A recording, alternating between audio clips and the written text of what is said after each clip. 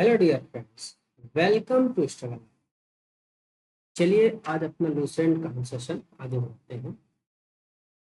आज लूसेंट के सेशन में हम लोग दक्षिण भारत के प्रमुख राजवंश जो है वो पढ़ेंगे।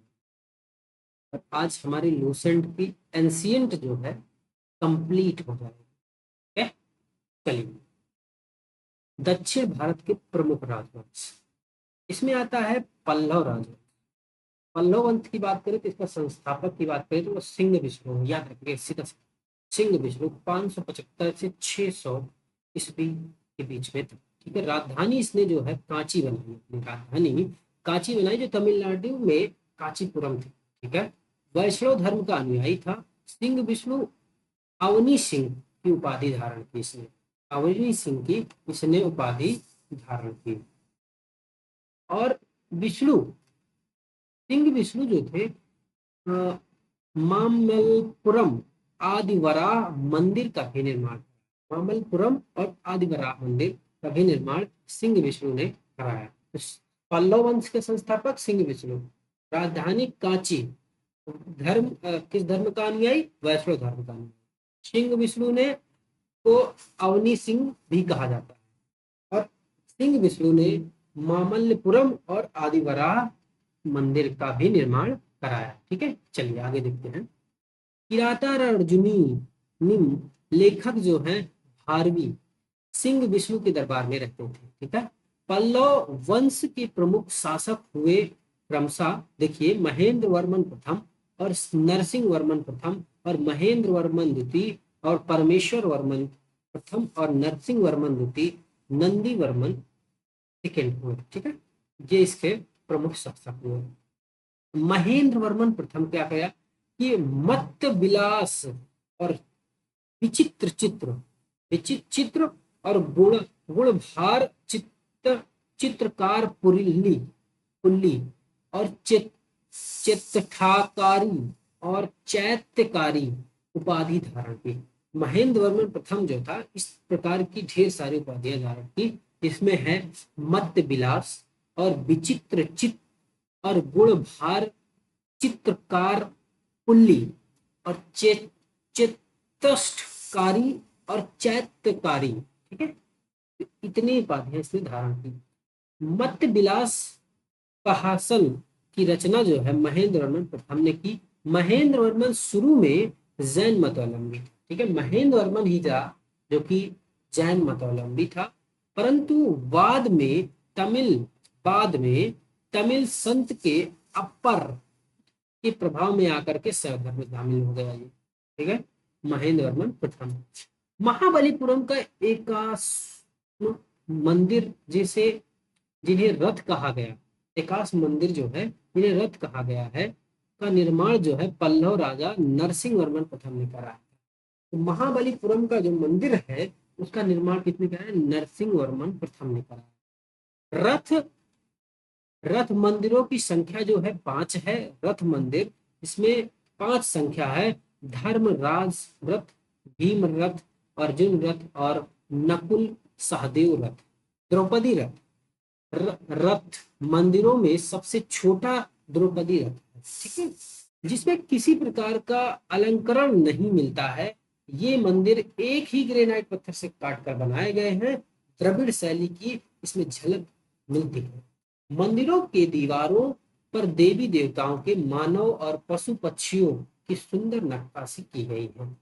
1984 में महाबलीपुरम के ये रथ मंदिर यूनेस्को की विश्व धरोहर में शामिल हो गया।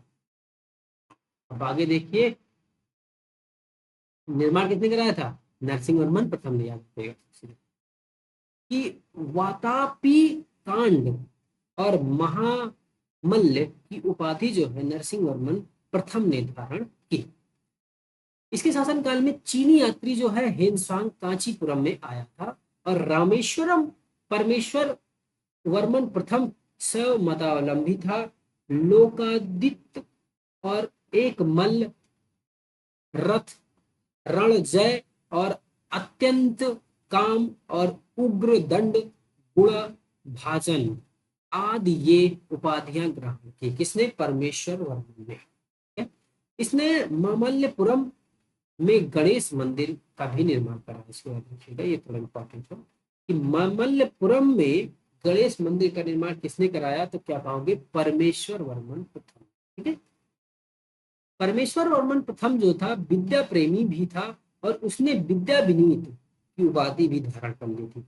अरबों के आक्रमण से समय पल्लवों का शासक नरसिंह वर्मन द्वितीय था, और उसने राजा सिंह यानी राजाओं में सिंह जिसे कहा जाता है, आगम प्रिय शास्त्रों का प्रेमी और शंकर भक्त यानी शिव का उपासक की उपाधियां धारण की थी। किसने की थी, ये परमेश्वर वर्मन प्रथम ने। ठीक है, उसने कांची में कैलाश मंदिर का भी निर्माण करा। तो कांची में यानी कांचीपुरम में, तमिलनाडु में कांचीपुरम में कैलाश मंदिर का निर्माण जो है किसने कराया, तो परमेश्वर वर्मन ने कराया था। राज सिद्धेश्वर मंदिर भी कहा जाता है कैलाश मंदिर को, और इस मंदिर का जो निर्माण है वह द्रविड़ स्थापत्य कला की शुरुआत में मानी जाती है। इसमें द्रविड़ स्थापत्य कला दिखाई देती है कैलाश मंदिर कांचीपुरम को। ठीक है, महाबलीपुरम में शोर मंदिर का भी निर्माण नरसिंह वर्मन द्वितीय ने किया, और कांची के कैलाश मंदिर में पल्लव राजाओं और रानियों की एक आदमकद तस्वीरें में लगी है। ठीक है, कैलाश मंदिर में जो है पल्लव के राजा और रानियों की तस्वीरें लगी हुई हैं कांचीपुरम के कैलाश मंदिर में। ठीक है, निर्माण किसने कराया, परमेश्वर वर्मन द्वितीय ने। ठीक है, चलिए आगे देखते, नहीं, नरसिंह वर्मन द्वितीय ने करवाया, नरसिंह वर्मन द्वितीय ने कैलाश मंदिर का निर्माण कराया। चलिए, एलोरा की गुफा संख्या 16 में कैलाश मंदिर के बाईं दीवार पर 8वीं शताब्दी में बनाई गई आकृति में रावण को कैलाश पर्वत हिलाते हुए दिखाया गया है। तो रावण को कैलाश पर्वत हिलाते हुए कहाँ पे दिखाया गया, कैलाश मंदिर में। ठीक है, सीधा सीधा याद रखिएगा। और जिस शिव एवं पार्वती पे लोगों के विराजमान, जिस पर शिव और पार्वती दोनों लोग विराजमान है, और हिला कौन रहा था, रावण। ठीक है, ये गुफा संख्या एलोरा की 16 में कैलाश मंदिर में दिखा है। आगे देखते हैं, 10 कुमार चरित्र के लेखक जो हैं दंडी नरसिंह वर्मन द्वितीय के दरबार में रहते थे। तो दंडी ने 10 कुमार चरित्र की रचना की, और ये नरसिंह वर्मन द्वितीय के दरबार में रहते थे। कांचीपुरम मुक्तेश्वर मंदिर और बैकुंठ पेरुमाल मंदिर का निर्माण नरसिंह वर्मन द्वितीय ने कराया। प्रसिद्ध वैष्णव संत तिरुमलई अलवार और नंदी वर्मन द्वितीय के समकालीन थे। तो कौन था समकालीन, वैष्णव संत तिरुमलई अलवार, नंदी वर्मन द्वितीय के समकालीन थे। ठीक है, नरसिंह वर्मन तृतीय जो था शैव अनुयायी था, और उसकी राजसभा में तमिल भाषा में प्रसिद्ध कवि पेरुंदेवनार पेरुंदेवनार निवास करता। कौन था, पेरुंदेवनार। ठीक है, जिसने भारत वैष्णवा नामक ग्रंथ की रचना की, भारत वैष्णवा नामक ग्रंथ की रचना की। पल्लव का अंतिम शासक की अगर बात करें तो वो कंप वर्मा था, जो 948 से 980 ईस्वी। ठीक है, पल्लव काल में कवि भैरवी की लोकप्रिय रचना किरातन अर्जुनीयम थी। किरातन अर्जुनीयम कौन थी, भैरवी की लोकप्रिय रचना थी। चोल आ जाइए, चोल का 9वीं शताब्दी में चोल वंश पल्लव के ध्वस्तावशेषों पर स्थापित हुआ। तो पल्लव खत्म हुए, पल्लव का विनाश हुआ, पल्लव को ध्वस्त किया गया, तब चोल वंश 9वीं शताब्दी में स्थापित हुआ। संस्थापक की अगर बात करें तो वह विजयालय हुआ 848 से 70 ईस्वी के मध्य। ठीक है, और इसकी राजधानी जो है तंजाउर हुई, तंजाउर। तो चोल की राजधानी तंजाउर। ठीक है, तंजाउर का वास्तुकार कुजर मल्लन राजा राज पेरुथचान पेरुथचान था। क्या हो गया, राजराज पेरुथचान था वास्तुकार। विजयालय के नरकेसरी की उपाधि इसने धारण कर ली। विजयालय ने नरकेसरी की उपाधि भी धारण की और निशुंभ सूदनी देवी का मंदिर भी बनवाया। निशुंभ सूदनी देवी का मंदिर का निर्माण कराया। चोलों का स्वतंत्र राज्य आदि आदित्य प्रथम ने स्थापित किया। चोलों में स्वतंत्र राज्य की बात करें तो आदित्य प्रथम रहा, इसने अपना राज्य को स्थापित किया। पल्लवों पर विजय पाने के उपरांत आदित्य प्रथम ने कोदंड राम की उपाधि प्राप्त कर ली। किसमें? कोदंड राम की उपाधि। किसके उपलक्ष्य में? पल्लवों पर विजय पाने के उपलक्ष्य में आदित्य प्रथम ने। ठीक है।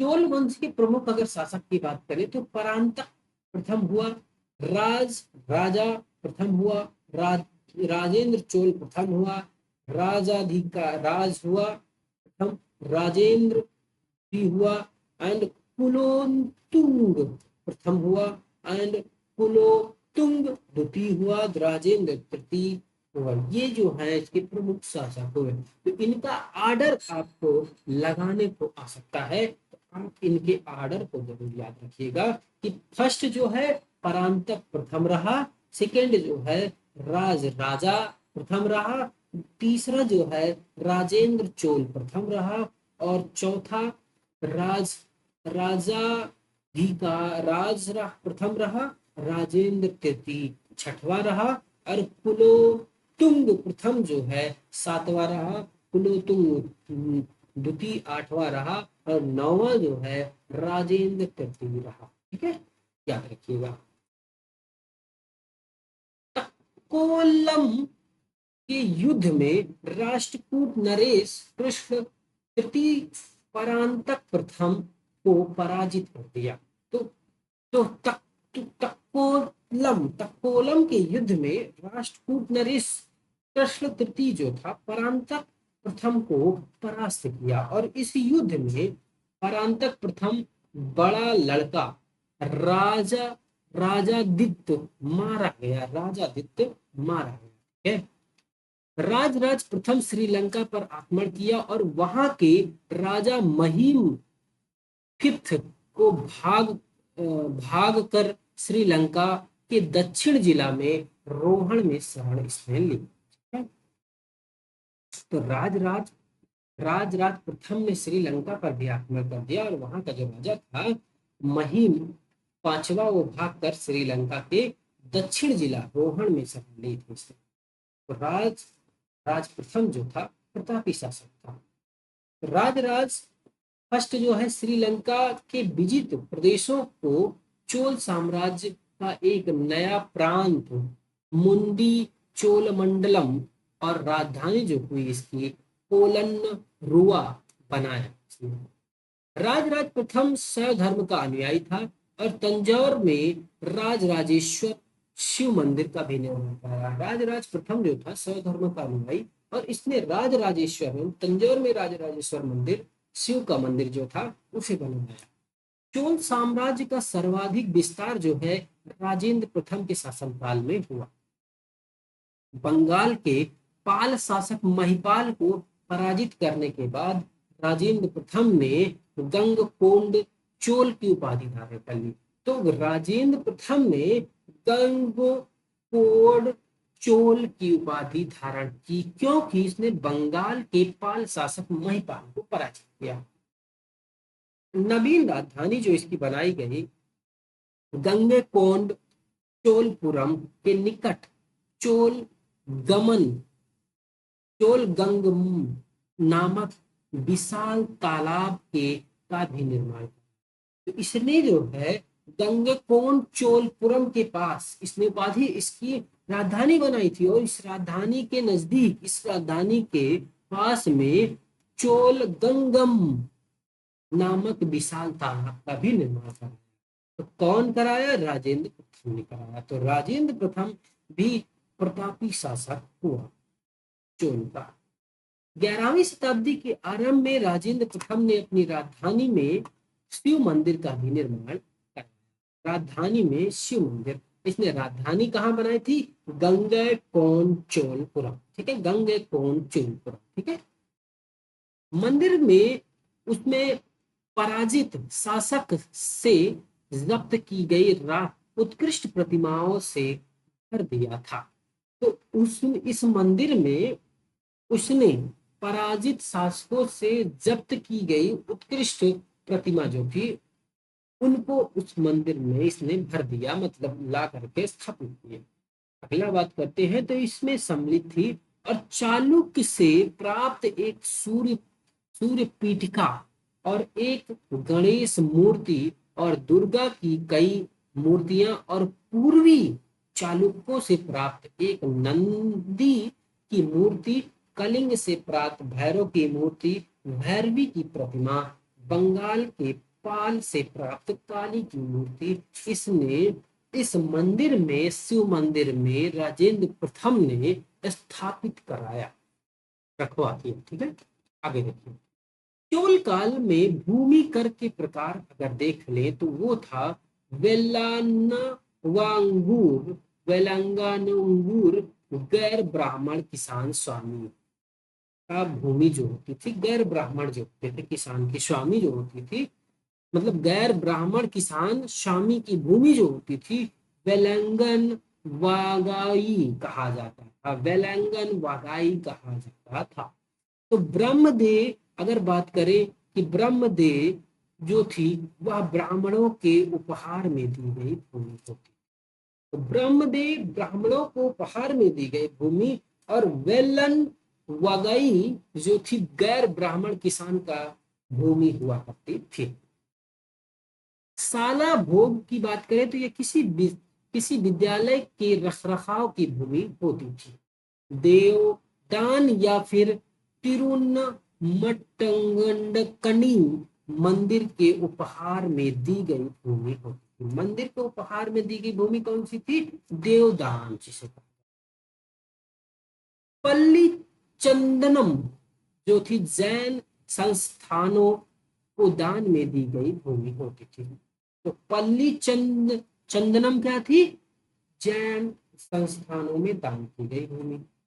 गजनबी सुल्तान मोहम्मद महमूद जो था राजेंद्र प्रथम के समकालीन था।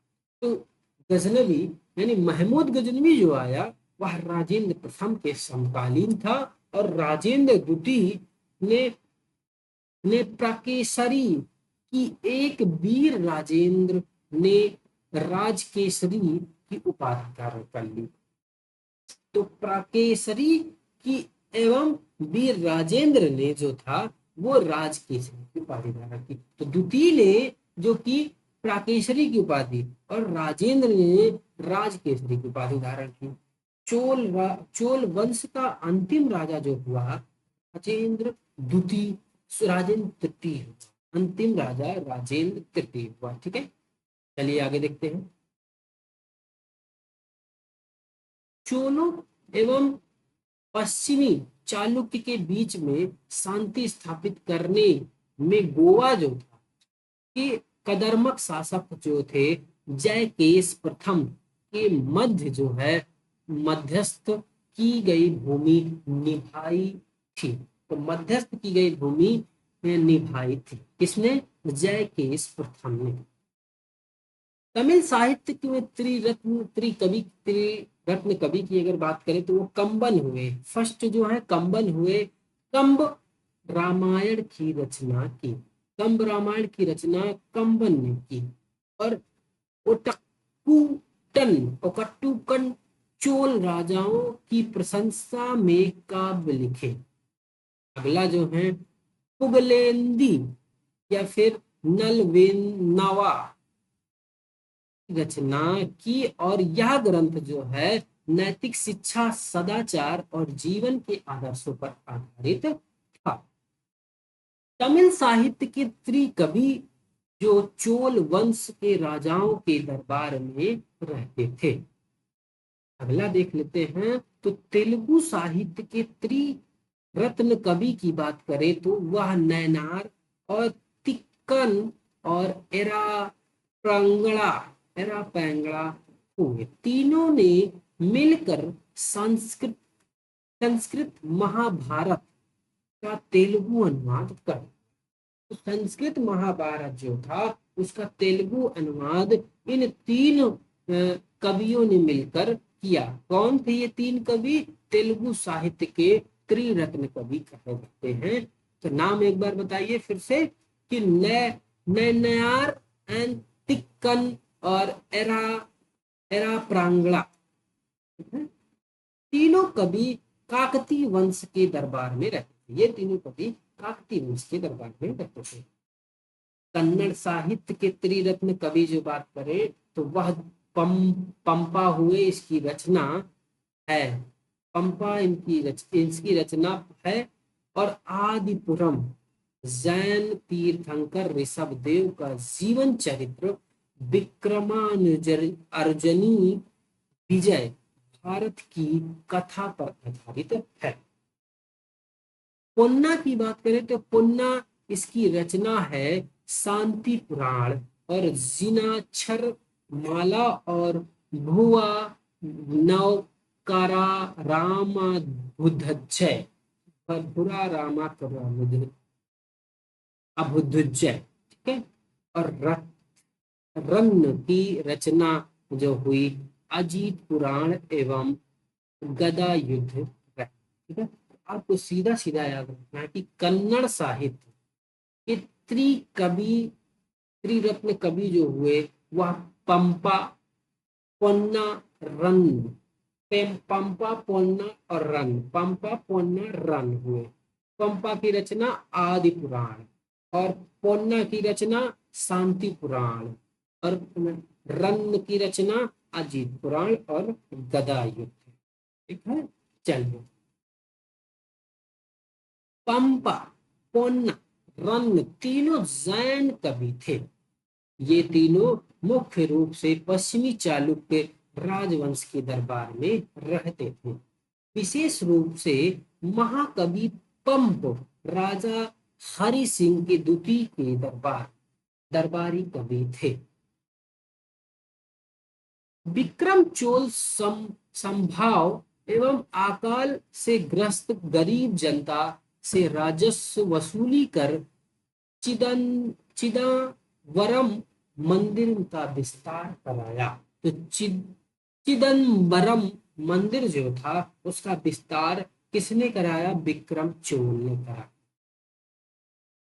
तो कलोतुंग द्वितीय ने चिदंबरम मंदिर स्थापित गोविंद राज यानी विष्णु की मूर्ति समुद्र में फेंकवा दी। तो मूर्ति विष्णु की समुद्र में मूर्ति किसने फेंकवाई? वह है कलोतुंग द्वितीय, ठीक है। कालांतर में वैष्णव आचार्य रामानुजाचार्य ने उक्त मूर्ति का पुनरुद्धार कराया। उससे तिरुपति मंदिर में प्राण प्रतिष्ठा किया। तिरुपति मंदिर में प्राण प्रतिष्ठा की गई गोविंद राज मूर्ति की। चोल प्रशासन का भाग लेने वाले उच्च पदाधिकारियों को पेरुंदरम एवं निम्न श्रेणी के पदाधिकारियों को सेरुंदरम कहा जाता था। तो उच्च पदाधिकारी क्या थे? पेरुंदरम और निम्न श्रेणी के पदाधिकारी सेरुंदरम कहा जाता था चोल प्रशासन में। लेखों में राजा को परामर्श देने वाली कुछ उच्च अधिकारियों का समूह को उड़नकुट्टम कहा जाता था। उड़नकुट्टम जिसका अर्थ है सदा राजा के पास रहने वाला अधिकारी। सम्राट के निकट संपर्क में अधिकारियों का एक संगठित विभाग भी था जिसे ओले कहा जाता कहते थे। ओले कहते थे। क्या कहोगे? सम्राट के निकट संपर्क में रहने वाला अधिकारी का एक संगठन होता था जिसे ओले कहते थे। संपूर्ण चोल साम्राज्य 106 मंडलों या प्रांत में विभक्त था। मंडलम कोट्टम में और कोट्टम नाडु में एवं नाडु जो है कई कुर्मों में विभक्त था। तो आपसे सीधा सीधा पूछा जाएगा कि संपूर्ण चोल साम्राज्य के जो मंडल थे कितने थे? 6 थे। तो पूछा जाएगा कि उनका क्रम लिखकर बताएं, क्रम लगाएं। तो मंडल पहले क्या आएगा? मंडल आएगा, और फिर क्या आएगा? या कोट्टम आएगा, कोट्टम आएगा, फिर कोट्टम के बाद नाडु आएगा, फिर नाडु के बाद क्या आएगा? कुर्रम, कुर्रम आएगा। ठीक है, तो ये इसका क्रम हो जाएगा। सबसे बड़ा मंडल होता था, फिर कोट्टम होता था, फिर नाडु होता था, फिर कुर्रम होता था। इसको याद रखिएगा। नाडु की स्थानीय सभा को नट्टूर एवं नगर की स्थानीय सभा को नगर नगरतार कहा जाता था। बेलाल जाति के धनी किसानों को केंद्रीय सरकार की देखरेख में नाडु के कामकाज को में अच्छा खासा नियंत्रण हासिल था। उसने उसमें उनमें से कई धनी भूस्वामित्व को चोल राजाओं के सम्मान में के रूप में मुवेदवेलम मुवेदा वेलन यानी 3 राजाओं को अपनी सेवाएं प्रदान करने वाला वेलन या फिर किसान होता था।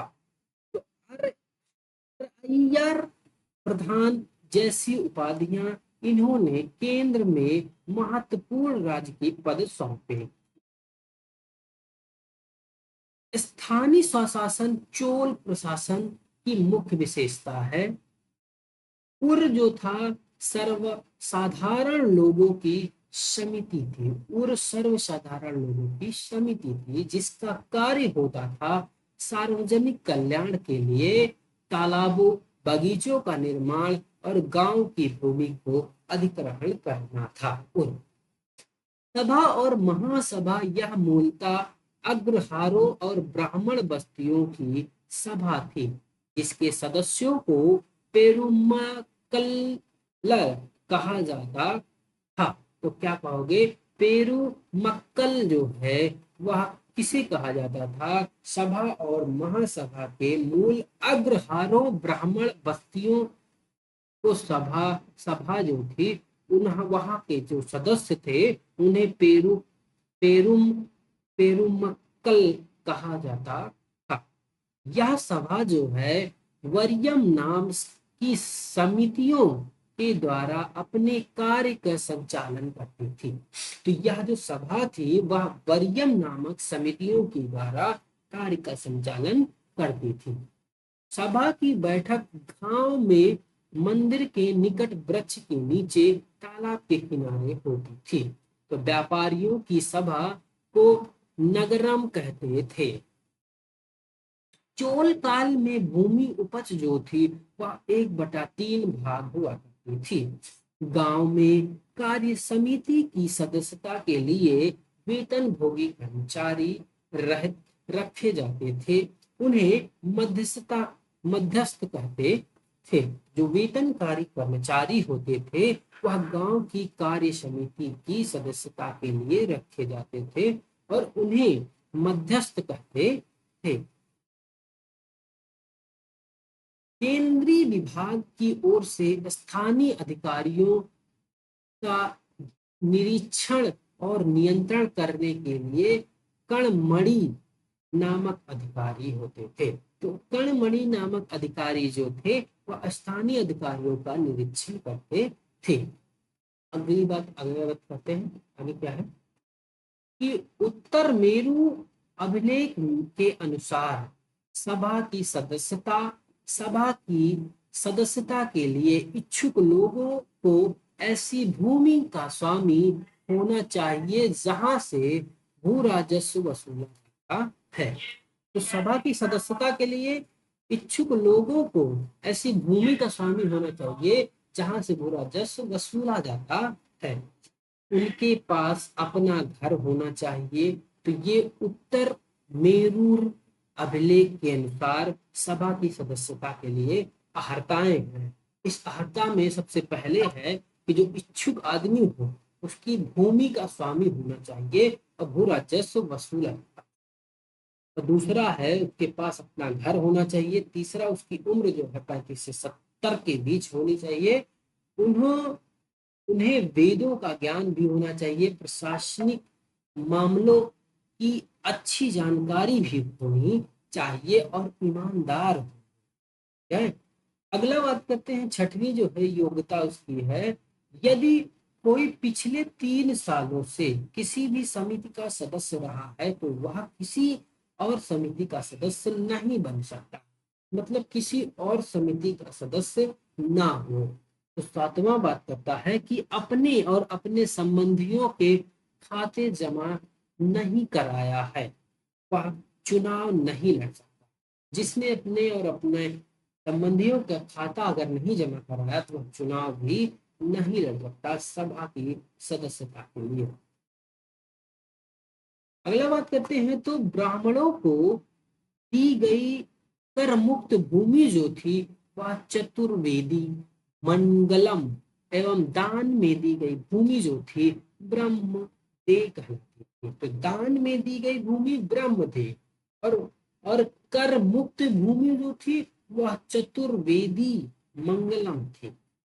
चोल सेना का सबसे संगठित अंग था पदति सेना, पदाति सेना। तो चोल की जो सेना थी, पदाति मतलब पैदल चलने वाली सेना।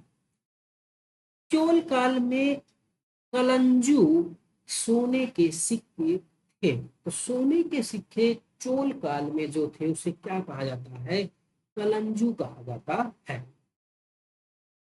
तमिल कवियों के जयंगोदर प्रसिद्ध कवि था। जयंगोदर जो था प्रसिद्ध कवि था, जो कुलोतुंग प्रथम का राज कवि था। और उसकी रचना की बात करें तो वह कलिंग तू पर्णी थी। कलिंग तू पर्णी थी। तम्बन ने तमिल रामायण की रचना जो है कुलोतुंग तृतीय के शासनकाल में की। तो कुलोतुंग तृतीय के शासनकाल में कंबन ने तमिल रामायण की रचना जो है तमिल भाषा में की है और उसका नाम जो रखा गया इरा मवातारम कहा गया है। परसी ब्राउन ने तंजौर बृहदेश्वर मंदिर के विराज विमान को भारतीय और वास्तुकला का निकास माना है। चोलकालीन नाट नटराज प्रतिमा को चोल काल का सांस्कृतिक सार और निचोड़ कहा गया है। चोल काल में जो नटराज की प्रतिमा थी उसे संस्कृत सार और निचोड़ कहा गया है। नटराज की प्रतिमा शिव को उसकी दाहिनी टांग पर संतुलित रूप से खड़े हुए और उसी टांग के पंजे को अज्ञात और विस्तृत दैत्य अपस्मार को दबाते हुए दिखाया गया है। साथ ही शिव भुजंगदत्र सीता की स्थिति में अपनी बाई टांग उठाए हुए हैं। सिरोभाव यानी भक्त के मन में माया या फिर भ्रम का पर्दा हटा देने वाला द्योतक है। उनकी चारों भुजाएं बाहर की ओर फैली हुई हैं। मुख्य दाहिना हाथ जो है अभ्यस्त अभय हस्त भी की मुद्रा में उठा हुआ है। उनका ऊपरी दायां हाथ डमरू जो उनका त्रिवाद है पकड़े हुए तालबद्ध ध्वनि उत्पन्न करता हुआ दिखाया गया है। ऊपरी बायां और दोलहस्त मुद्रा में दाएं हाथ को अभ्यस्त मुद्रा में जुड़ा हुआ है और दाएं उनकी जटाएं दोनों छिटकी हुई हैं। उस वृत्ताकार ज्वाला को छू छू रही है जो नृत्य रथ पूर्ण आकृत को घेरे हुए है। शिव को भारत में नृत्य कला का अविशिष्टता देवता भी कहा है। चोल कांस्य प्रतिमा संसार की सबसे उत्कृष्ट कांस्य प्रतिमाओं में गिनी जाती है। चोल की जो कांस्य प्रतिमा थी वह सबसे उत्कृष्ट होती थी, मतलब सबसे अच्छी जो बनाई जाती थी, चोल की प्रतिमाएं बनाई जाती थी। कांस्य प्रतिमाएं बनाने की कला का संरक्षण के रूप में चोल वंशी विधवा महारानी सेबियन महादेवी का नाम विशेष रूप से उल्लेखनीय है। शैव संत ईशान शिव पंडित राजेंद्र फर्स्ट के गुरु थे। चोल काल का सबसे महत्वपूर्ण बंदरगाह कावेरी पट्टनम था। बहुत बड़ा गांव जो एक इकाई के रूप में शासित किया जाता था, वह था तानियर कहलाता था। उत्तर मेरूर और शिलालेख जो सभा सभा संस्था का विस्तृत वर्णन सभा संस्था का विस्तृत वर्णन जो है उत्तर मेरूर शिलालेख में किया गया है। परांतक प्रथम की बात करें तो उसके शासन काल से यह संबंधित है। चोलों की राजधानी के क्रम की बात करें तो सबसे पहले चोल राजधानी उरैयूर थी, फिर तंजौर आई, फिर गंगकोंड आई, फिर चोलपुरम आई और फिर कांची बनी। तो चोल काल में सड़कों की देखभाल के लिए जो है बागान समिति का निर्माण किया गया। चोल में आम वस्तुओं का आदान प्रदान का आधार धान था। चोल काल विशाल व्यापारी समूह निम्न थे, इसमें कहा गया है फर्स्ट है पलंजियार और नानदेसी एवं मणिग्रामम।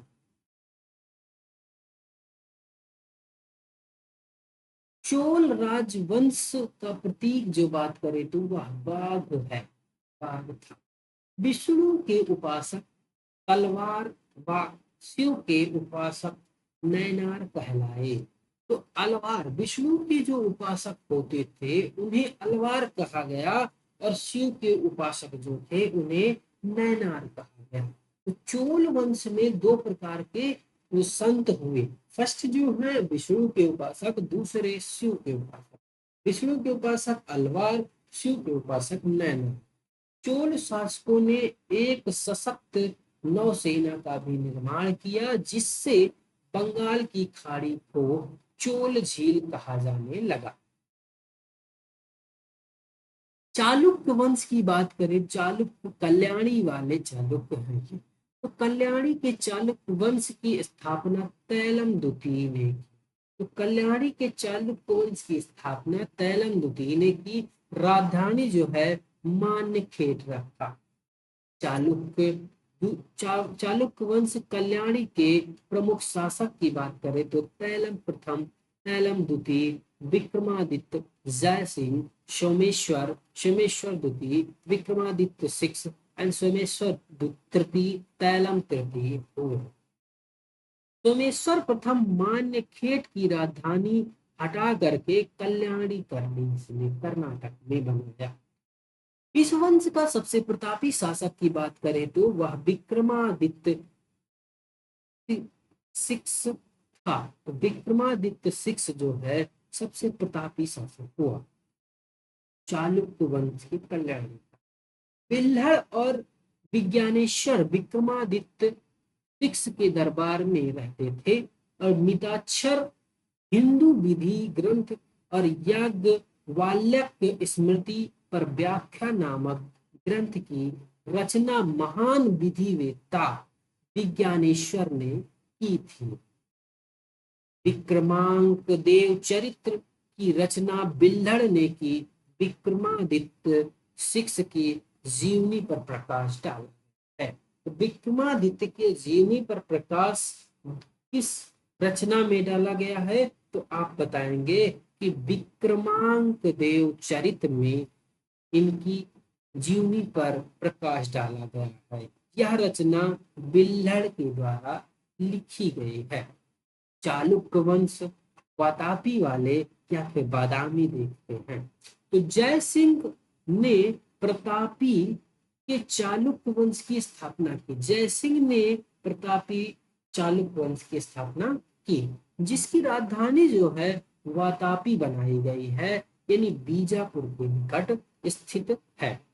यह वंश के प्रमुख जो शासक थे इस वंश के, पुलकेशिन प्रथम और कीर्तिवर्मन प्रथम, मंगलेश और पुलकेशिन द्वितीय, विक्रमादित्य और विनयादित्य एवं विजयादित्य। इसमें में से सबसे प्रतापी शासक की बात करें तो वह राजा पुलकेशिन द्वितीय हुए। वातापी के चालुक्यों को सामंत स्थिति में स्वतंत्र स्थिति में लाने वाला शासक जो हुआ वह पुलकेशिन प्रथम हुआ। तो स्वतंत्र स्थिति में किसने ले आया? वह पुलकेशिन प्रथम। इसलिए इसे भी चालुक्य राज्य का वातापी राजवंश या फिर वातापी का संस्थापक भी कहा जाता है। तो अगर प्रमुख शासक मतलब जो वातापी जो कि वातापी का शासक था वह जहाँ पुलकेशिन प्रथम था, जो कि स्वतंत्र स्थिति में बादामी या फिर वातापी को लेकर आया।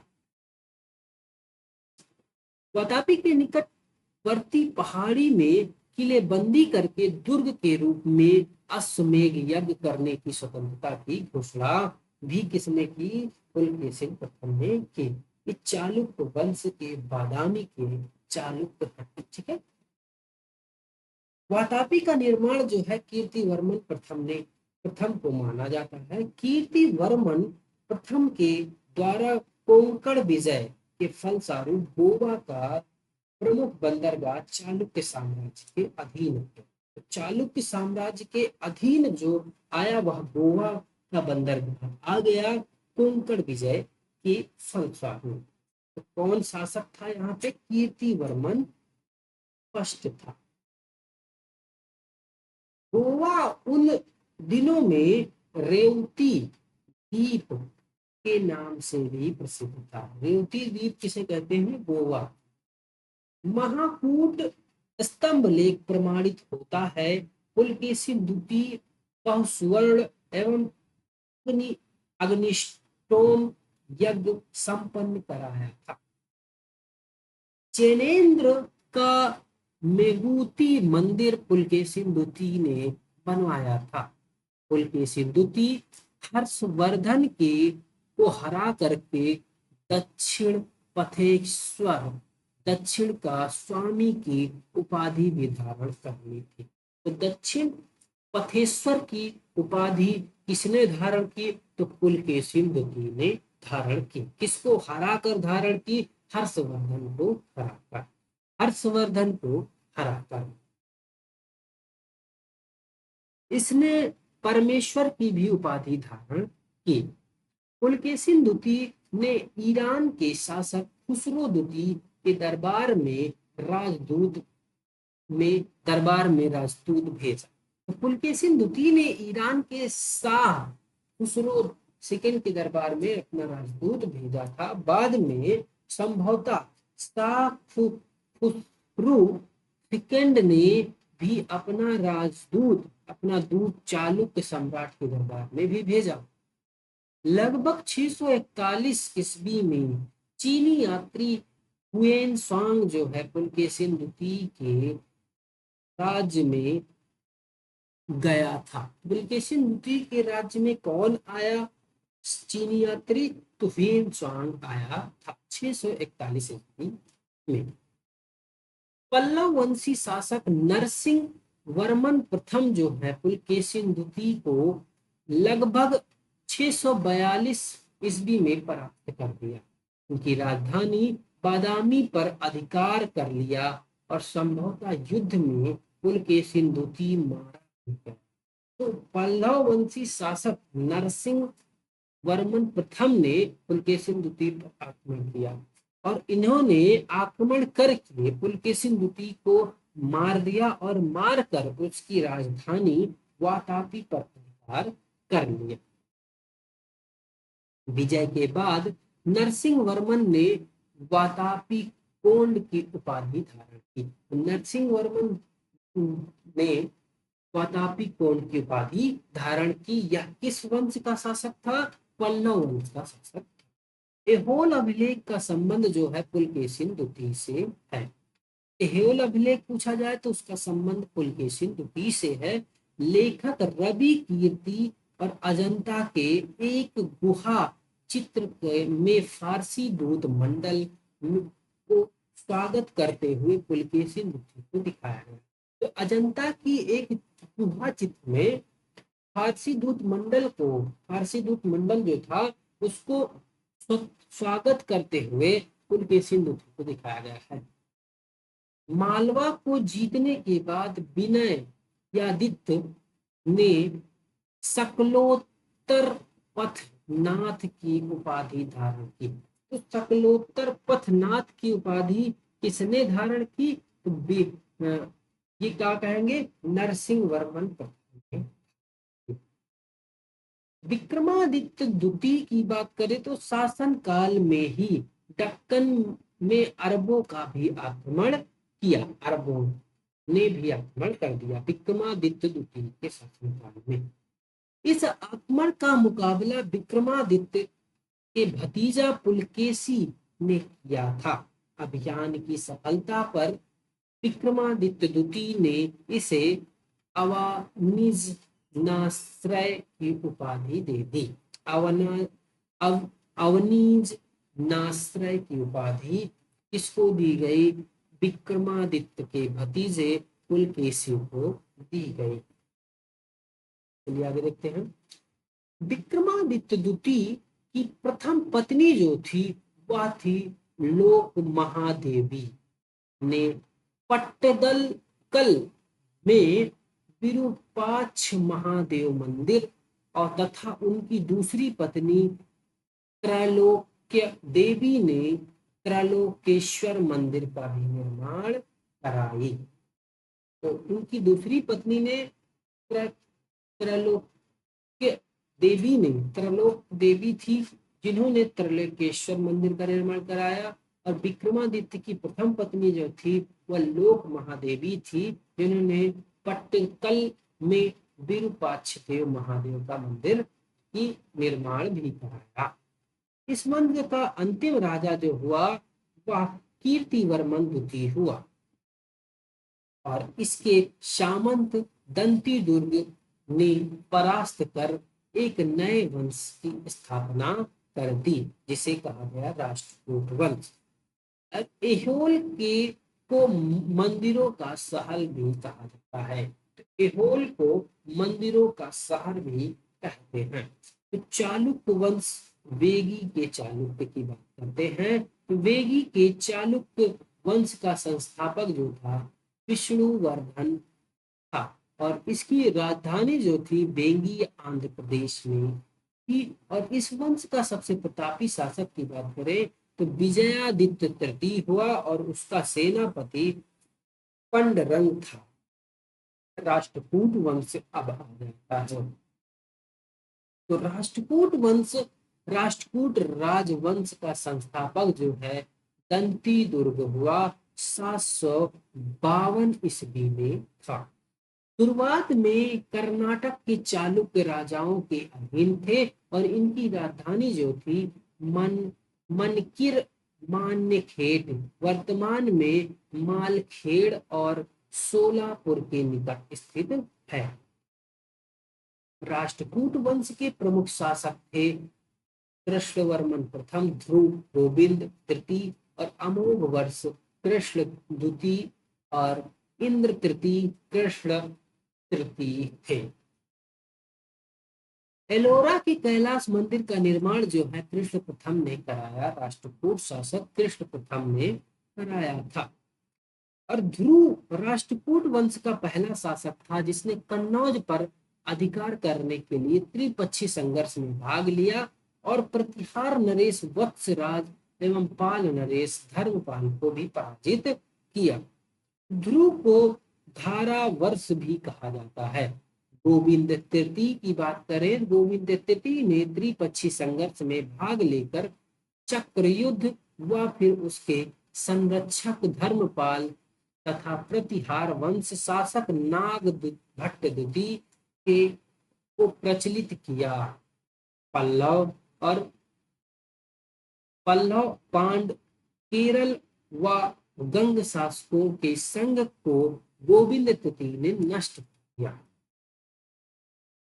अमोघ वर्ष जो था जैन धर्म का मतानुयायी था और कन्नड़ को कविराज मार्ग की रचना की। कन्नड़ में कविराज मार्ग की रचना अमोघ वर्ष ने की।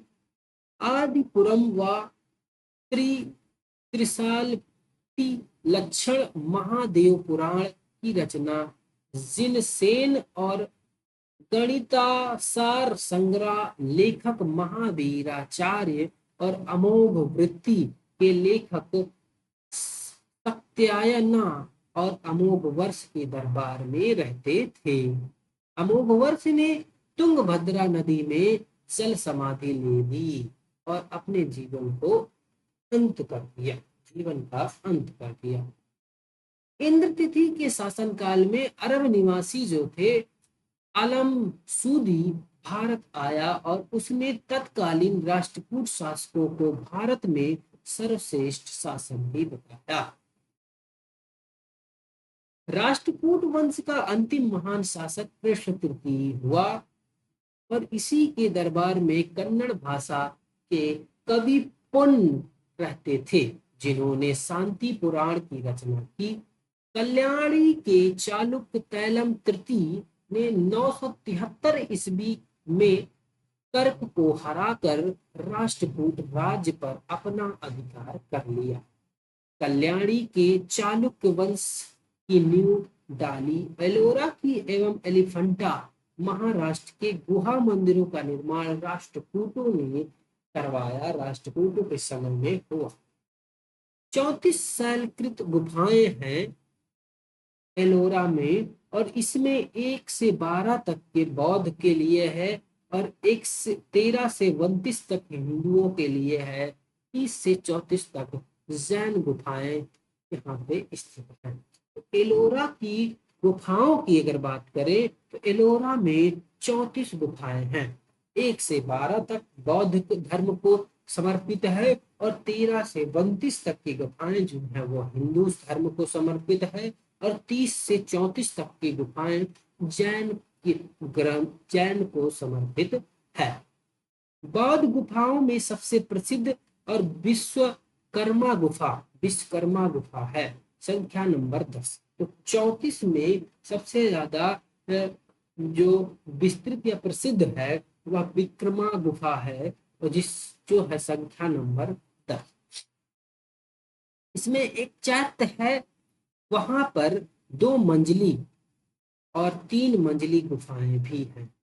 2 स्थल तथा 3 थल नाम दिया गया है।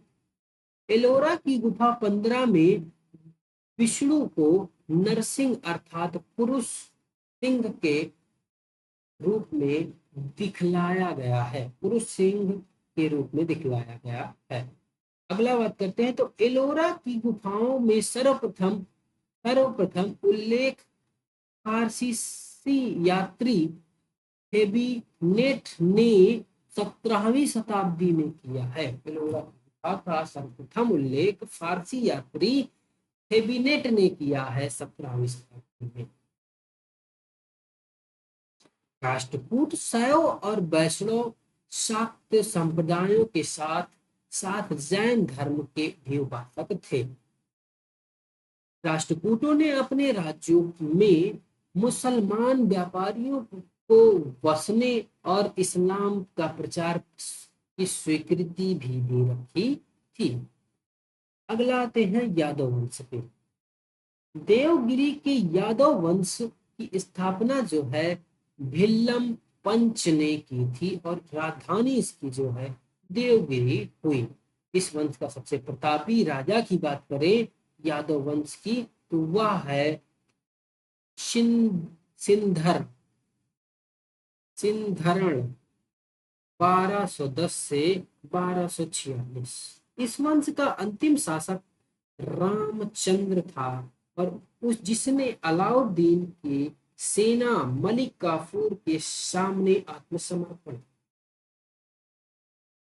संगीत शास्त्री सारंगदेव राजा सिंघन के दरबारी थे जिन्होंने संगीत के रत्नाकर नामक ग्रंथ की रचना की। तो संगीत रत्नाकर नामक ग्रंथ की रचना किसने की? तो कहोगे कि सारंगदेव राजा सिंघन के दरबार में रहते थे, उन्होंने ही संगीत रत्नाकर ग्रंथ की रचना की। होयसल वंश की बात करें तो होयसल कल्याण के चालुक्य सामंत थे। तो कल्याणी के चालुक्य के सामंत कौन होते थे? होयसल वंश के लोग होते थे।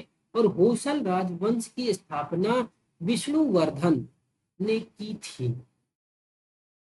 ये होयसल राजवंश का सबसे महान राजा थे। होयसल वंश यादव वंश की एक शाखा थी जिसने कर्नाटक एवं तमिलनाडु के कुछ हिस्सों में 117 वर्षों तक शासन किया। होयसल वंश का अंतिम शासक वीर बल्लाल तृतीय था जिसे मलिक काफूर ने हराया था।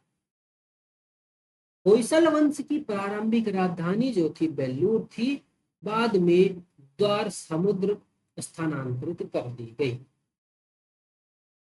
होयसल मंदिरों के बारे में मुख्य तथ्य क्या है कि बेल्लूर के चेन्ना केशव मंदिर, अब इसमें क्या है, इसका निर्माण राजा विष्णुवर्धन ने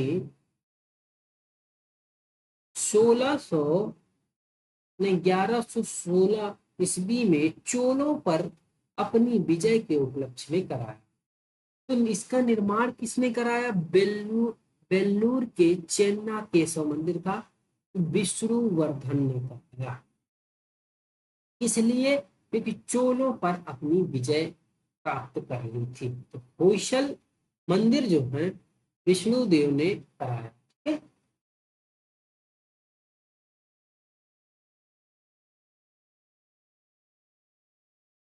बेल्लूर यागाची नदी के तट पर स्थित है और तथा एक तारे के आकार का मंदिर है।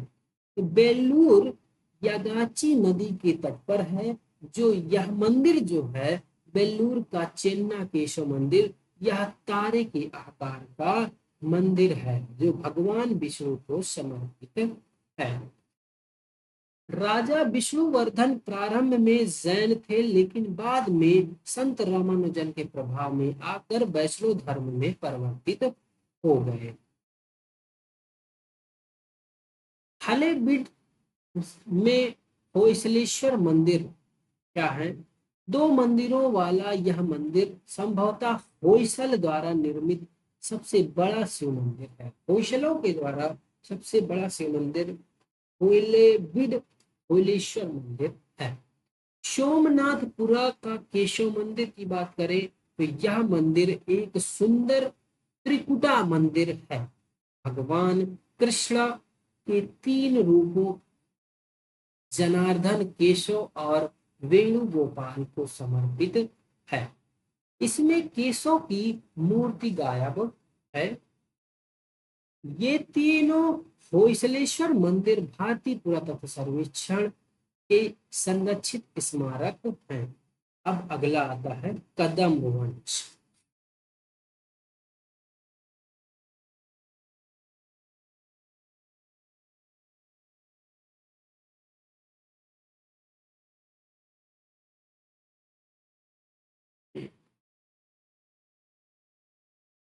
कदम वंश की स्थापना जो है मयूर शर्मन ने की थी 345 से 365 ईस्वी में। इसकी राजधानी जो है वनवासी थी और वमा ककुस्वमा जो थे कदम वंश का सबसे प्रसिद्ध शासक था। तो ककुस्थ वमा जो थे वह कदम वंश के सबसे प्रतापी या प्रसिद्ध शासक हुए। साम्राज्य की सीमाओं को मलनाड तटीय कर्नाटक और तमिलनाडु के कुछ हिस्सों तक फैला दिया। उससे इसने अपनी राजधानी जो है वनवासी से कोलार कोलार को स्थानांतरित कर दी। तो अपनी राजधानी वनवासी से कोलार किसने स्थापित की कदम वंश में? क्या कहोगे कि वो थे प्रसिद्ध शासक ककुस्थ वमा। ठीक है, ककुस्थ वमा। ककुस्थ वर्मा जो थे, ये वर्मा है, वमा लिखा हुआ है। वर्मा के दरबारी कवि की बात करें तो वह दुर्विनीत ने उनकी जीवनी जो है कुकुस्थवा चरित में नाम लिखा है। कदम कदम्ब राज को विषय नामक प्रशासनिक इकाइयों में विभाजित किया गया था, जिनका प्रधान जो था विषयपति था या राज्यपाल होता था। विषय के नीचे नगर और या नगर इकाइयां थी जिसे और ग्राम थे। तो ग्राम का प्रधान जो था ग्रामपति होता था। प्रत्येक नगर में एक नगरी का या फिर मुखिया हुआ करता था। कदम साम्राज्य का मूलतः चावल की खेती पर आधारित कृषि अर्थव्यवस्था वाला राज्य था। इस अवधि के दौरान कॉफी एवं मिर्च की खेती भी विकसित हुई। कदम शासकों ने कन्नड़ संस्कृत साहित्य दोनों के विकास को बढ़ावा दिया। तो कदम शासक जो थे कन्नड़ और संस्कृत साहित्य दोनों के विकास को बढ़ावा दिया।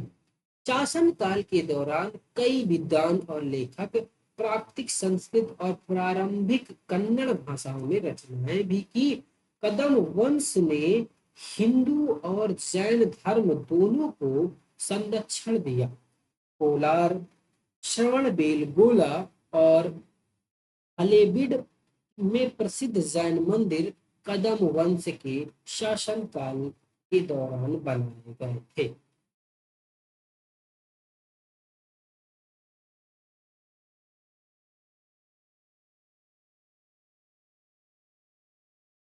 कदम वंश 345 से 525 ईसा पूर्व ईसाई तक कर्नाटक एवं कोंकण के बड़े हिस्से में शासन किया।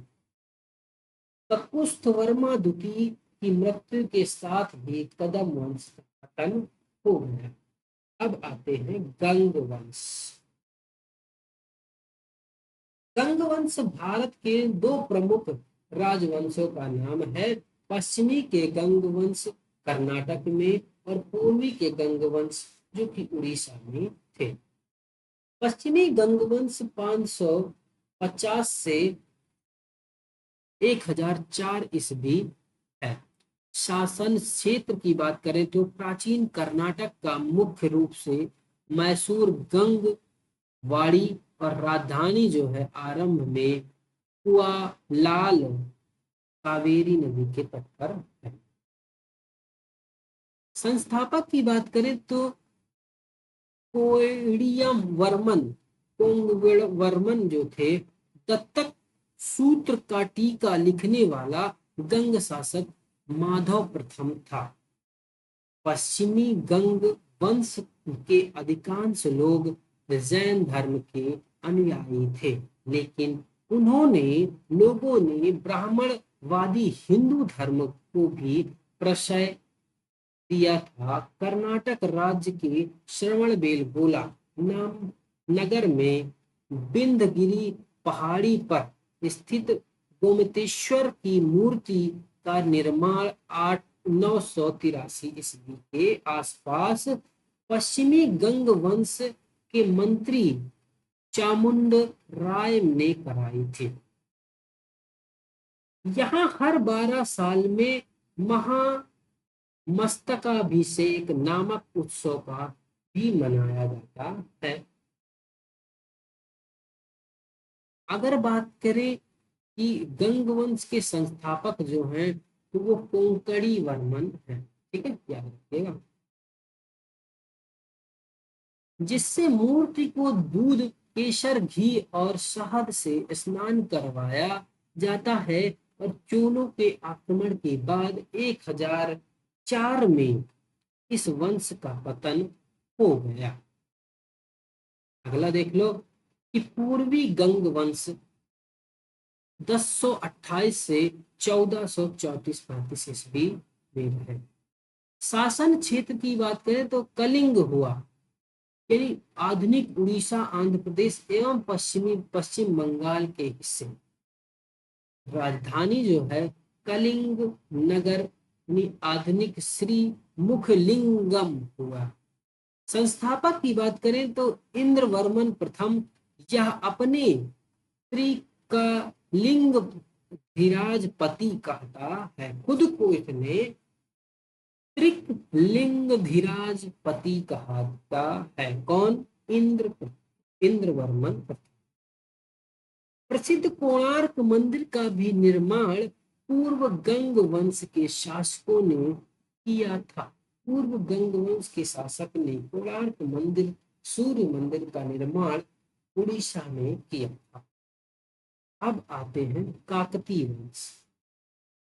काकतीय वंश के संस्थापक बीटा प्रथम था, जिसने नाग नलकोंडा हैदराबाद में एक छोटे से राज्य में का गठन भी किया। राजधानी इसने अमरकोंड अमकोंड थी। और इस वंश में सबसे शक्तिशाली शासक गणपति था।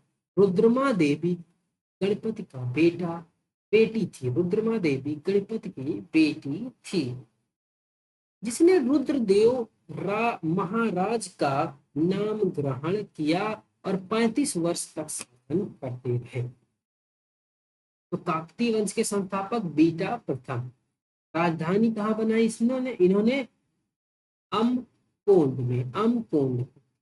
गणपति ने अपनी राजधानी वारंगल में स्थानांतरित कर ली। तो वारंगल में स्थानांतरित किसने की? गणपति ने। इस राजवंश का अंतिम शासक जो था प्रताप रुद्र था। और राय गज केसरी, दया गज केसरी काकतीय वंश की उपाधियां हैं। दया गज केसरी की उपाधि काकतीय राजा प्रताप रुद्र को दी गई थी। राय गज केसरी की उपाधि रुद्रमा देवी की थी। और इस उपाधि उन्हें अपने पिता से मिली थी। उपाधियां सिक्कों पर भी अंकित होती हैं। काकतीय वंश का कंप्लीट होता है। अब देखते हैं सीमावर्ती राजवंशों का अभ्युदय। सीमावर्ती जो राजवंश थे उनका अभ्युदय हो रहा है। तो पल्लव वंश के संस्थापक की बात करें तो वह गोपाल हुए। 750 ईस्वी थी। और इस वंश की राजधानी मुंगेर थी। पाल शासक बौद्ध धर्म के अनुयायी थे। गोपाल ओदंतपुरी विश्वविद्यालय की स्थापना की। पाल वंश के समय महान शासक धर्मपाल था और विक्रमशिला विश्वविद्यालय की स्थापना की।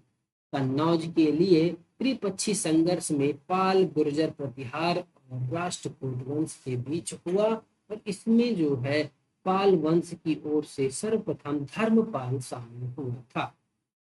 13वीं सदी के गुजराती कवि जो थे सोडाटाल धर्मपाल को उत्तरापथ स्वामी की उपाधि से संबोधित किया। सोमपुरा महाविहार का निर्माण धर्मपाल ने कराया। ओदंतपुरी बिहार के प्रसिद्ध बौद्ध मठ का निर्माण देवपाल ने कराया।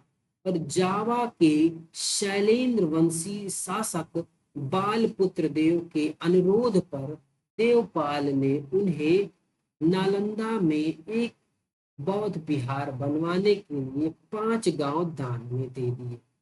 तो जावा के शैलेंद्र वंशी शासक बालपुत्र देव के अनुरोध पर देवपाल ने उसे नालंदा में एक बौद्ध विहार बनवाने के लिए 5 गांव दान किए थे। गौड़ी रीति नामक साहित्य विद्या का विकास पाल शासकों के समय हुआ। सेन वंश की बात करें तो सेन वंश की स्थापना सामंत सेन ने की 11वीं शताब्दी के अंत में राड़ में की थी। इसकी राजधानी नदिया यानी लखनौती थी। सेन वंश का प्रमुख शासक विजय सेन, बल्लाल सेना एवं लक्ष्मण सेना सेन थे। सेन वंश का प्रथम स्वतंत्र शासक जो हुआ वह विजय सेन था। तो इसकी सेना वंश से पूछा जा सकता है, सेना वंश के शासक को पूछा जा सकता है। तो आप बताएंगे कि सबसे पहले विजय सेन हुए, फिर बल्लाल सेन हुए, फिर लक्ष्मण सेन हुए। तो विजय सेन जो था स्वतंत्र शासक था और शैव धर्म का अनुयायी था। दान सागर एवं अद्भुत सागर नामक ग्रंथ की रचना जो है सेन शासक बल्लाल सेन ने की थी। अद्भुत सागर को लक्ष्मण सेन ने पूर्ण रूप कराया था। लक्ष्मण सेन की राज्यसभा गीत गोविंद के लेखक जयदेव पवन दूत लेखक धोई धोई और ब्राह्मण सर्वस्त्र लेखक जो है हलायुद्ध थे। हलायुद्ध लक्ष्मण सेन का प्रधान न्यायाधीश मुख्यमंत्री था। विजय सेन ने देवपांडा में प्रबुद्धेश्वर प्रद्युम्नेश्वर मंदिर यानी कि शिव की विशाल मंदिर की स्थापना की। सेन वंश का प्रथम राजवंश था जिसने अपना लेख सर्वप्रथम हिंदी में उत्कीर्ण कराया। लक्ष्मण सेन बंगाल का अंतिम हिंदू शासक था। हिंदू शासक की बात करें लक्ष्मण सेन था।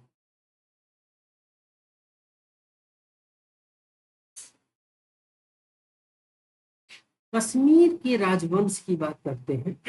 कश्मीर पर शासन करने वाले शासक जो थे वंश कालक्रम इस प्रकार है।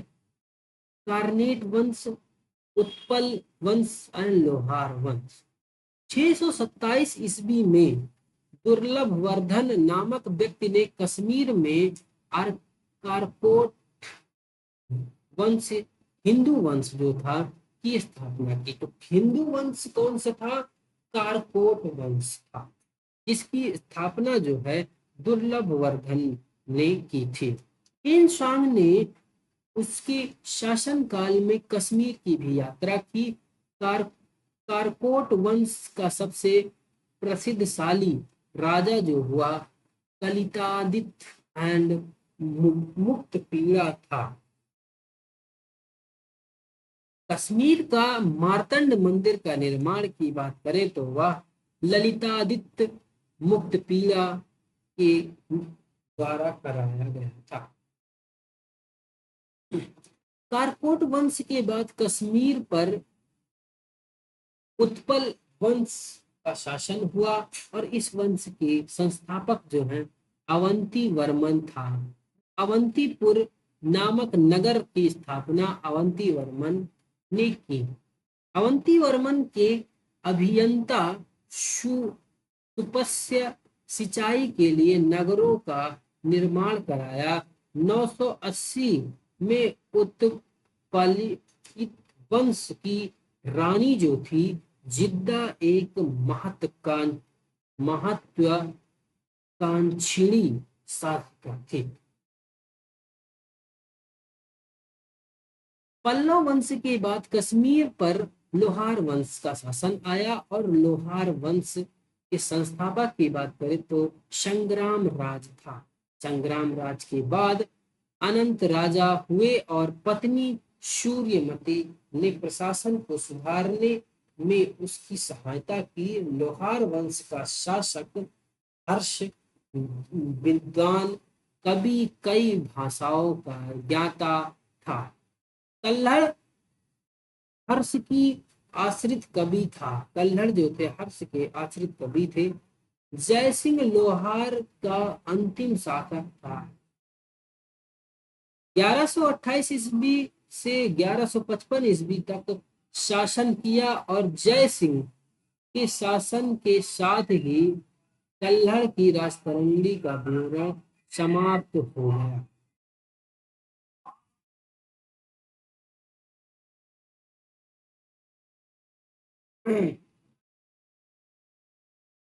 अब बात करते हैं कि कामरूप वंश का वर्मन वंश। चौथी शताब्दी के मध्य में कामरूप में वर्मन वंश का उदय हुआ और वंश की प्रतिष्ठा और का संस्थापक जो हुआ पुष्य वर्मन था। की राजधानी जो हुई वह प्राग ज्योतिष नामक स्थान पर है। कालांतर में कामरूप पाल साम्राज्य का एक अंग बन गया। कामरूप पाल साम्राज्य का एक अंग भी बन गया। अब आगे आते हैं यहाँ पे राजपूत वंशों की उत्पत्ति।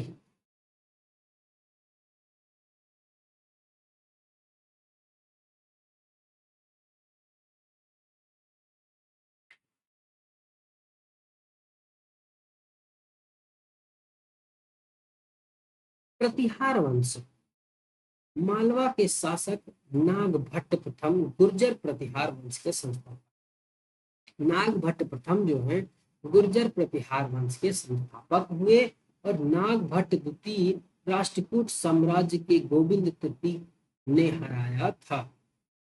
प्रतिहार वंश का सर्वाधिक शक्तिशाली व प्रतापी शासक जो हुआ मिहिर भोज था। अपनी राजधानी जो है कन्नौज बनाई और विष्णुगुप्त था।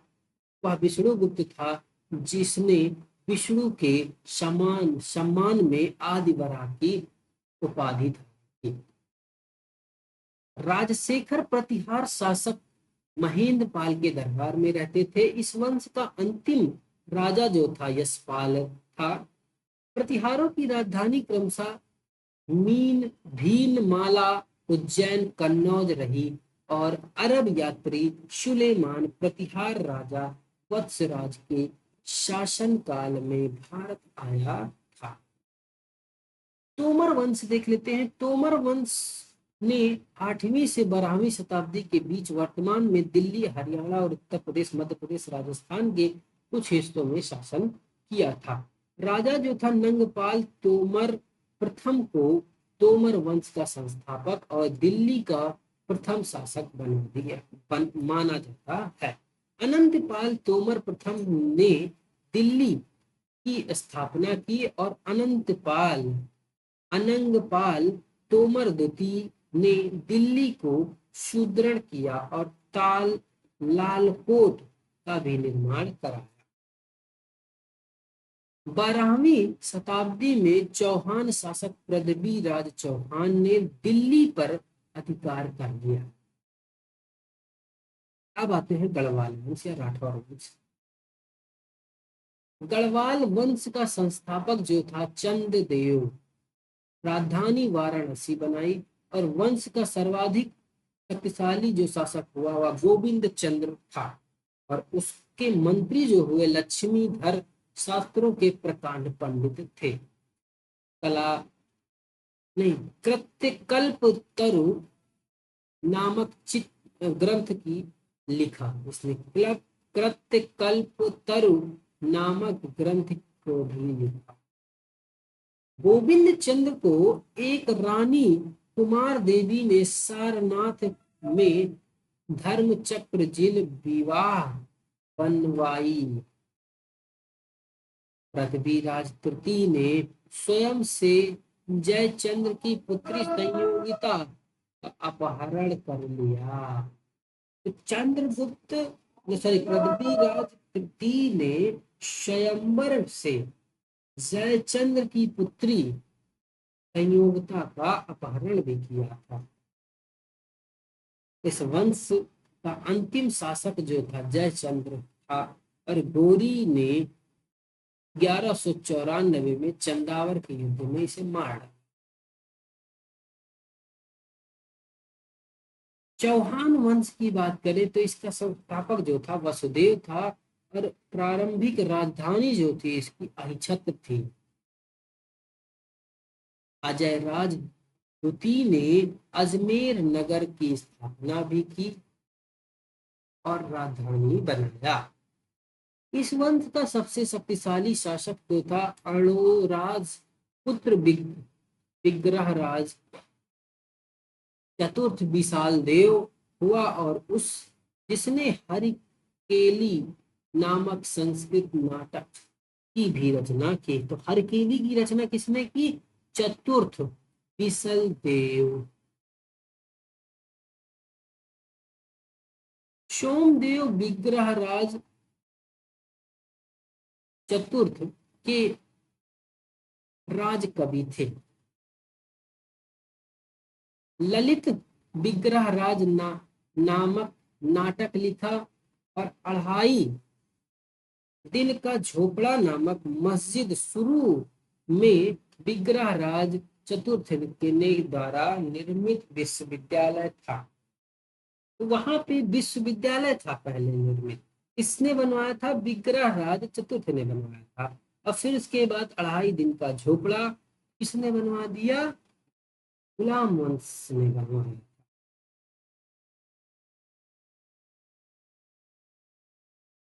पृथ्वीराज तृतीय इस वंश का अंतिम शासक हुआ। चंद्रबरदाई पृथ्वीराज तृतीय का दरबार राज कवि था। इसकी रचना जो थी पृथ्वीराज रासो थी, और रणथंभौर के जैन मंदिर का शिखर पृथ्वीराज तृतीय ने बनवाया था। रणथंभौर का जैन मंदिर किसने बनवाया? पृथ्वीराज तृतीय ने। ये कौन है? जयसिंह की पुत्री को उठाने वाला संयोग। तराइन का प्रथम युद्ध 1191 में हुआ, पृथ्वीराज तृतीय और गोरी के बीच में। तो गोरी की हार हुई। तराइन का द्वितीय युद्ध 1192 में, जिसमें गोरी की विजय और पृथ्वीराज की तृतीय की हार हुई।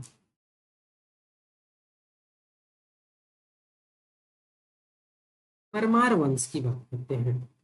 इसके संस्थापक जो हुए उपेंद्र राज था, और राजधानी इसने धारा नगरी थी। प्राचीन राजधानी उज्जैन। परमार वंश की सर्वाधिक शक्तिशाली शासक जो हुआ राजा भोज था, और भोपाल के दक्षिण में भोजपुर नामक झील का भी निर्माण करवाया। भोज ने चिकित्सा, गणित व व्याकरण पर अनेक ग्रंथ लिखे, और भोजकृत युक्ति, कल्पतरु और वास्तुशास्त्र के साथ साथ विविध वैज्ञानिक यंत्रों का भी उपयोग का उल्लेख किया गया है। नैषाधि चरित के लेखक जो हैं श्री हर्ष हैं, और प्रबंध चिंतामणि के लेखक जो हैं मेरुतुंग हैं। नौशाह संघ चरित के रचयिता परमार गुप्त, और 10 रूपक के रचयिता जो हैं धनंजय, धनिक और हलायुध और अमित गति जैसे विद्वान वाक्यपति मुंज के दरबार में रहते थे। कविराज की उपाधि विभूषित शासक था राजा भोज। भोज ने अपनी राजधानी सरस्वती मंदिर का निर्माण कराया था। इस मंदिर के परिसर में संस्कृत विद्यालय भी खोला गया था। राजा भोज का शासन काल धारा नगरी विद्या व विद्वानों की प्रमुख केंद्र थी। चित्तौड़ में त्रिभुवन नारायण मंदिर का भी निर्माण, भोजपुर नगर की स्थापना राजा भोज ने की। परमार वंश का बाद जो है तोमर वंश का, और उसके बाद चौहान वंश का, और अंतिम अनंत नहीं अंततः 1297 ईस्वी में अलाउद्दीन खिलजी ने सेनापति नसरत खां और उलूग खां ने मालवा पर अधिकार कर लिया। चंदेल वंश की बात करें तो इसके साम्राज्य के पतन के बाद प्रतिहार साम्राज्य का पतन हुआ और चंदेल का उदय हुआ। ये बुंदेलखंड की भूमि पर चंदेल वंश की स्वतंत्र राजनीति का इतिहास का आरंभ हो गया। बुंदेलखंड का प्राचीन नाम जेजाग भुक्ति है। और चंदेल वंश के संस्थापक की बात करें तो नानुक 831 ईस्वी था। उसकी राजधानी खजुराहो हुई और उसकी प्रारंभ में उसकी राजधानी जो है कलिंजर में थी। राजा धंग ने अपनी राजधानी कलिंजर और खजुराहो में स्थानांतरित की थी। चंदेल वंश का प्रथम स्वतंत्र एवं सबसे प्रतापी राजा की बात करें तो वह यशोवर्मन था। यशोवर्मन ने कन्नौज पर आक्रमण कर प्रतिहार राजा देवपाल को हराया। उससे एक विष्णु की प्रतिमा प्राप्त की और जिसे उससे खजुराहो के मंदिर में विष्णु मंदिर में स्थापित कर दिया। चंदेल वंश के शासक यशोवर्मन ने 554 ईस्वी में लक्ष्मण मंदिर का भी निर्माण कराया। इस मंदिर की योजना पंचायतन किस्म की है और एक अर्ध मंडप, एक मंडप, एक महामंडप और विमान सहित गर्भगृह है। ठीक है। हर हिस्से में अपनी अलग छत है जो पीछे की ओर उठी हुई है और गर्भगृह के बाहरी दीवारों पर प्रदक्षिणा पथ की बाहरी एवं भीतरी दीवारें प्रतिमाओं से सजी हुई हैं। बाहरी दीवार अनेक देवी देवताओं की प्रतिमा और कामोदी आकृति में सुसज्जित है। खजुराहो के मंदिर अपनी कामुक प्रतिमाओं के लिए प्रसिद्ध हैं। इस मंदिर के चारों कोनों पर देवालय बने हैं, जिसमें 3 देवालय में विष्णु की और एक में सूर्य की प्रतिमा है। जिसे देवालय की छत पर बनी केंद्रीय प्रतिमा की पहचाना जा सकता है।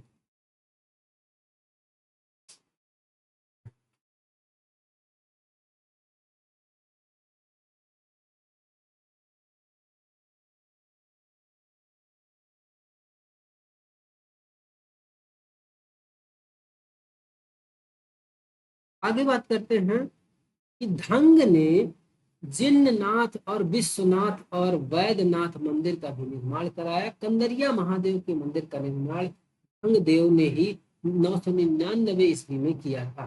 धंग देव ने गंगा और यमुना के संगम पर शिव की आराधना करते हुए अपना शरीर त्याग किया। तो चंदेल शासक विद्याधर ने कन्नौज के प्रतिहार शासक राज्यपाल की हत्या कर दी, क्योंकि उसने महमूद के आक्रमण का सामना बिना किए हुए ही आत्मसमर्पण कर दिया था। चंदेल शासक विद्याधर ने कन्नौज के प्रतिहार शासक राज्यपाल की हत्या की। विद्याधर ही अकेला ऐसा भारतीय नरेश था जिसने महमूद गजनबी की महत्वाकांक्षाओं का सफलतापूर्वक प्रतिरोध किया। विद्याधर किसका था? चंदेल का। ठीक है। चंदेल शासक कीर्तिवर्मन राज्यसभा में रहने वाले कृष्ण मिश्र ने प्रबोध चंद्रोदय की रचना की। तो इनके दरबार में कौन रहता था? चंदेल शासक कीर्तिवर्मन की राज्यसभा में रहने वाला कृष्ण मिश्र ने प्रबोध चंद्रोदय की रचना की। इन्होंने महोबा के समीप कीर्ति सागर नामक जलाशय का भी निर्माण कराया।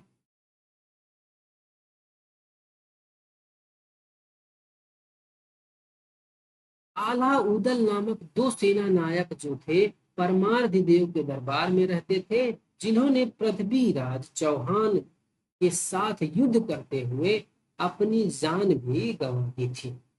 चंदेल वंश का अंतिम शासक जो हुआ परमार्थिदेव 1202 ईस्वी में कुतुबुद्दीन ऐबक के अधीन का स्वीकार कर ली थी और उसके मंत्री जयदेव ने उसकी हत्या कर दी। अब अगला देखते हैं सोलंकी वंश अथवा गुजरात के चालुक्य शासक। सोलंकी वंश के संस्थापक की बात करें तो मूल राज प्रथम और राजधानी अहिनवाड़ थी।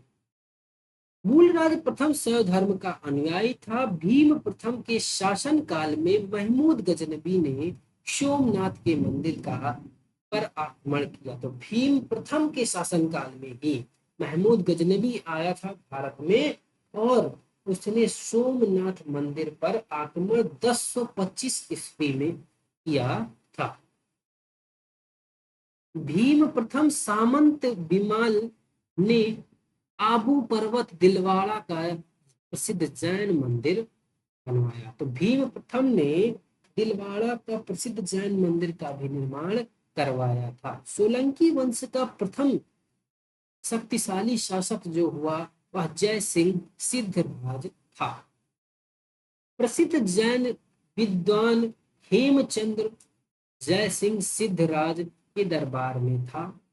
माउंट आबू पर्वत राजस्थान पर एक मंडप बनाकर जय सिंह सिद्धराज ने अपने सातों पूर्वजों की गजारोही मूर्तियों की स्थापना की।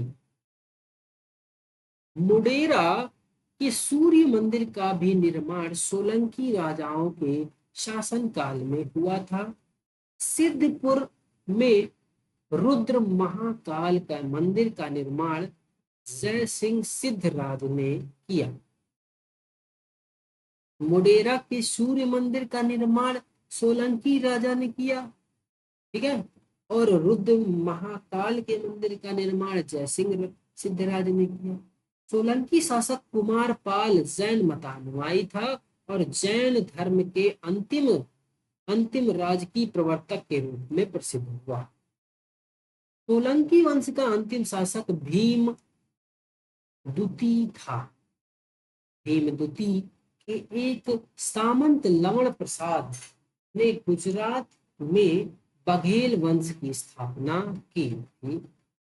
बघेल वंश का कर्ण सिकंद गुजरात का अंतिम हिंदू शासक था और उसने अलाउद्दीन खिलजी की सेनाओं का भी मुकाबला किया। अगला बात करते हैं तो कल्चरी चेदी राजवंश का कल्चरी और चेदी राजवंश। कल्चरी वंश के संस्थापक जो हैं कोकल्य था और उसकी राजधानी त्रिपुरी थी। कल्चरी राजवंश का एक शक्तिशाली शासक हुआ वह गंगे देव था। उसने विक्रमादित्य की उपाधि भी धारण की और पूर्व मध्यकाल में स्वर्ण सिक्कों के विलुप्त हो जाने के पश्चात उन्होंने सर्वप्रथम इसे आरंभ करवाया था। कल्चरी वंश के सबसे महान शासक कर्णदेव था और जिसने कलिंग पर विजय प्राप्त की और त्रिकलिंगाधिपति की उपाधि धारण की। त्रिकलिंगाधिपति की उपाधि कर्णदेव ने धारण की।